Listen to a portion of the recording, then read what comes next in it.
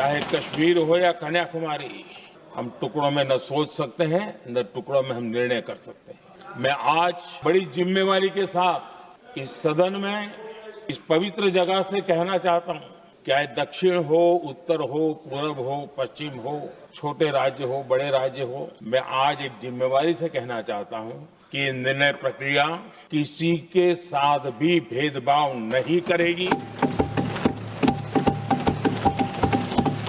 ये निर्णय प्रक्रिया किसी के साथ अन्याय नहीं करेगी।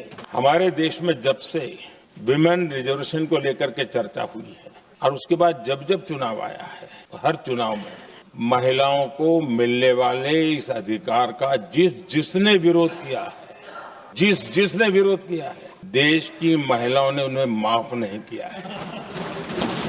हम सब भाग्यवान हैं कि हमें ऐसे महत्वपूर्ण और देश की आधी आबादी को इस राष्ट्र निर्माण की नीति निर्धारण प्रक्रिया में हिस्सेदार बनाने का सौभाग्य मिल रहा है।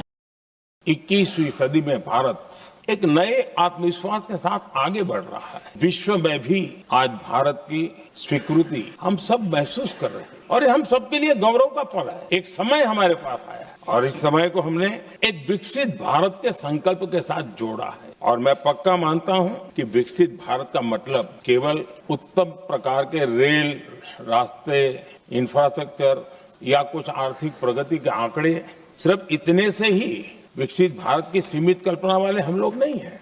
हम चाहते हैं कि विकसित भारत जिसके नीति निर्धारण में पिछले 25-30 साल में ग्रास रूट लेवल पे पंचायती चुनाव व्यवस्थाओं में जीत करके आई हुई बहनों में एक पॉलिटिकल कॉन्शियसनेस है। जो आज विरोध करेंगे उसको लंबे समय तक कीमत चुकानी पड़ेगी, लंबे समय तक कीमत चुकानी पड़ेगी। लेकिन पिछले दिनों जब हम 23 में चर्चा कर रहे थे, तब भी व्यापक रूप से बात ये थी कि इसको जल्दी करो। हर कोई कह रहा था जल्दी करो। अब 24 में संभव नहीं था क्योंकि इतने कम समय में करना मुश्किल था। अब 29 में हमारे पास अवसर है। अगर हम 29 में भी नहीं करते तो ये स्थिति क्या बनेगी हम कल्पना कर सकते। फिर हम देश की माताओं बहनों को ये विश्वास नहीं बना पाएंगे कि हम सचमुच में प्रयास सच्चे अर्थ कर सकते थे।